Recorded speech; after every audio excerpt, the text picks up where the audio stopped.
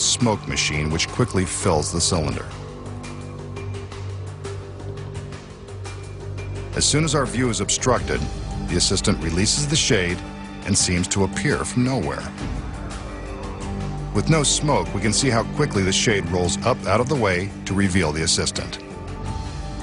Once she's out of the chamber, the magician is free to walk around back because the cylinder really is empty. But where does the second assistant come from?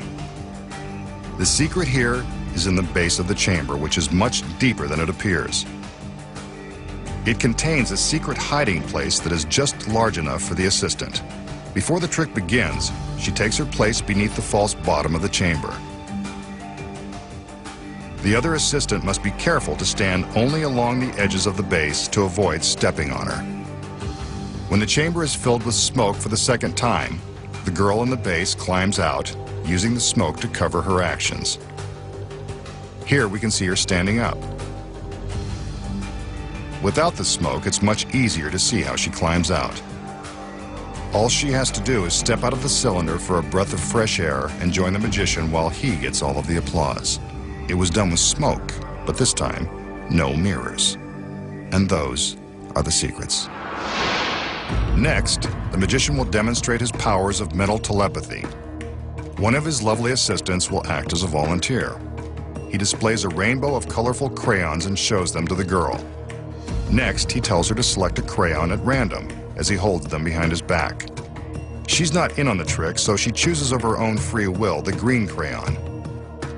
The magician asks her to return it to him while his back is still turned. Next, he instructs her to concentrate on her crayon, removing all other thoughts from her mind. He intends to use his powers of ESP to read her mind and deduce her color. He reminds her that his back was turned, so he had no way of knowing which crayon she freely selected. No, it wasn't this one.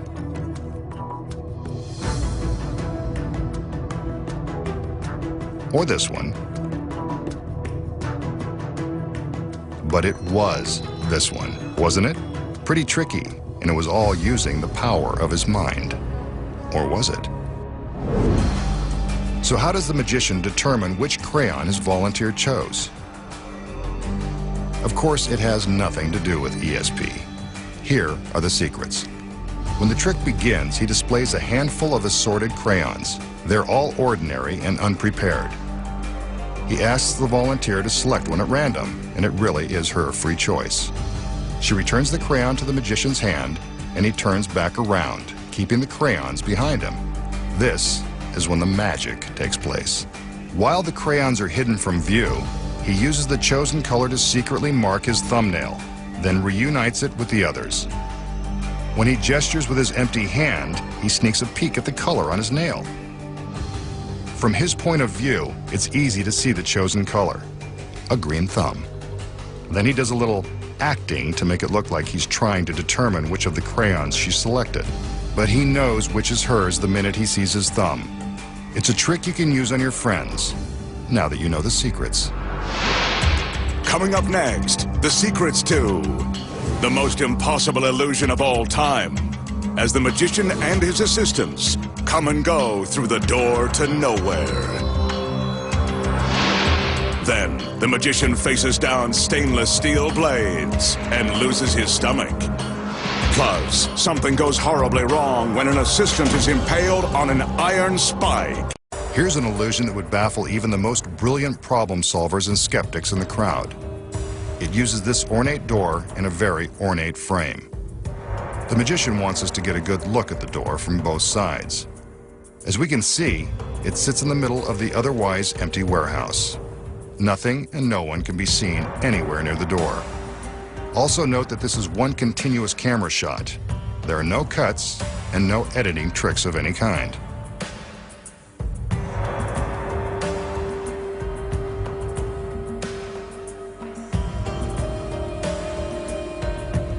The magician opens the door, steps through, and closes it behind himself.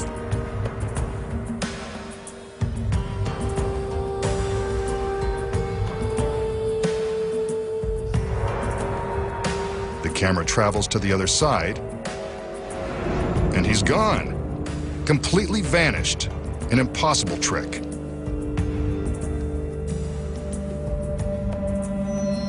Wait, there he is. But we just saw the back side of that door. This is like something out of the Twilight Zone. Let's look back there again. Nothing. He's vanished into thin air. Again.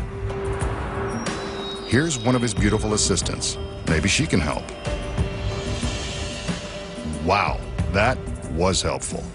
Not the magician, but I'll take it. I think I like this magic door. But I want to see where she came from, so let's have another look behind. It's the magician. Was he there all along? Couldn't have been, unless he can turn invisible.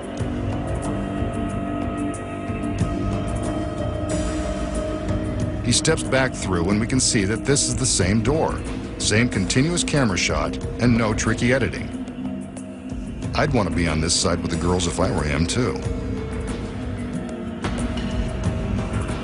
He opens the door, and two more join the party. Where can I get one of these from my house?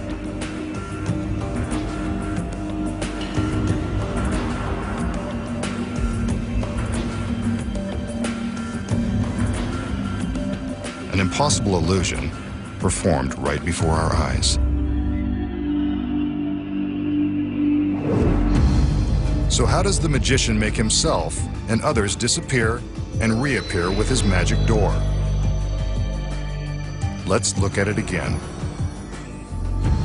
When the trick begins, the magician shows us the door from all sides. As I said, he does this trick in one continuous camera shot. There are no trapdoors in the floor and no secret hiding places. Next, he walks through the door and closes it behind him. The camera travels to the other side to find that he's vanished. Yet when the door opens from this side, the magician reappears behind it. But how? Here are the secrets. Like many illusions that are presented on television, the secret is all in what the camera sees and what the camera doesn't see. The illusion is blown when we watch from this overhead angle. Keep your eye on the magician's camera. What the lens sees is represented by the color triangle. Anything in black and white is out of camera range and can't be seen when looking through its lens. Here, the camera sees the magician in front of the door. From above, we can see that when he walks through and closes the door, he is hidden from the camera's view. As soon as the door is closed and he's out of camera range, he races off stage before the camera comes around. By the time the camera travels to the backside, the magician appears to have vanished. Actually, he's hiding in the shadows, running through the warehouse to his next position, careful to stay behind the lights. But if he's off stage, how does he reappear behind the door so quickly? He doesn't. It's his body double. Looks just like him. Sort of. Well, the costumes are the same. As the camera is traveling to the back side of the door, the double is running toward it in a straight line. The camera can't see him until he opens the door. It looks as though the magician has appeared. Then the double closes the door and he races off stage at an angle, creating the illusion that the magician has vanished again. Meanwhile, the masked magician is hiding off stage for his next appearance. Next, the assistant enters to open the door, revealing another girl. From above, we can see how this girl races into position while hidden from the camera lens. She has to sprint quickly to get into position without being seen. Let's slow it down and watch it again. Just, to get a better look. You can see everything from here. She makes her entrance and the door is closed again. This is when the masked magician makes his run for the door. By the time his camera comes around, it seems that the magician has appeared from nowhere.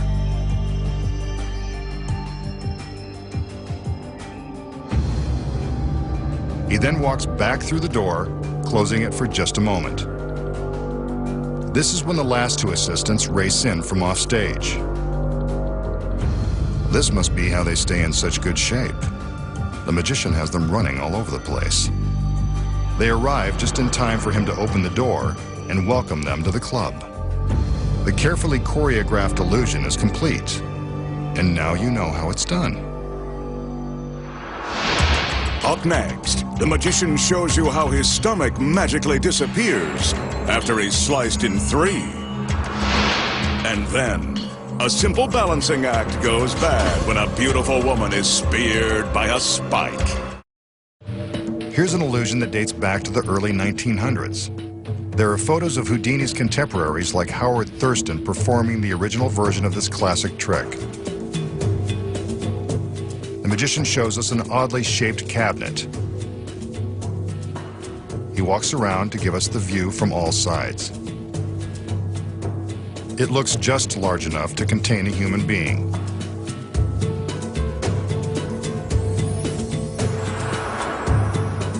The magician calls in his beautiful assistants, and one of them hands him a very sharp steel blade. Seems solid enough. Now for another. Smaller, but just as sharp, solid, and menacing. She'll save them for later use. The magician gets some help opening the cabinet.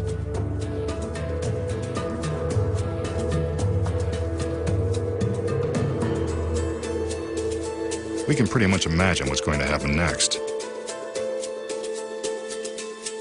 Well, there's a switch. Instead of one of the girls, the magician has climbed inside. An assistant secures his neck with a steel strap. Next, a metal bar is lowered and 2 steel plates secure his legs. They really don't want him to escape. The doors in front of his head are closed, along with the main doors of the cabinet. The assistants now rotate the box so that we can see that the magician has not sneaked out through the back.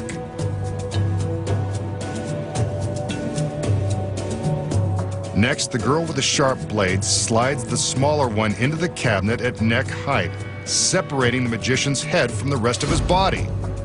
There's a painful razor burn. Now for the large blade. She slides it into the box at the magician's waist. After a bit of a struggle. That's one way to reduce your metal. No pain, no gain. We can still see his legs, so we know he hasn't escaped from the cabinet or from serious injury. Yep, there's his head. But his torso has completely vanished.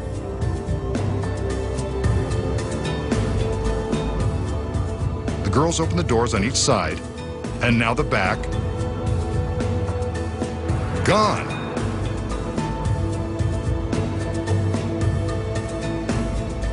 His legs are still there, no middle. Then his head. Looks like only part of him got out in time.